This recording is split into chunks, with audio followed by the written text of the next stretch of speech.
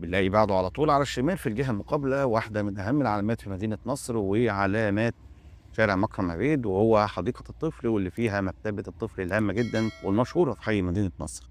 مساحة خضراء كبيرة جدا وبتعتبر متنفس المنطقة كلها، وحواليها كافيهات ومطاعم جديدة اتعملت في السنين الأخيرة بتدي المكان روح مختلفة عن أي وقت فات.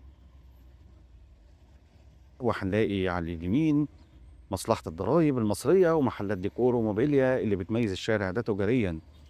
وقدام شوية على اليمين واحنا مستمرين في السير في شارع مكرم عبيد هنلاقي تفرع لشارع مهم اسمه شارع صقلية، وعلى نصيته معرض للأدوات الصحية والديكور مشهور جدا في المنطقة اسمه السلاب.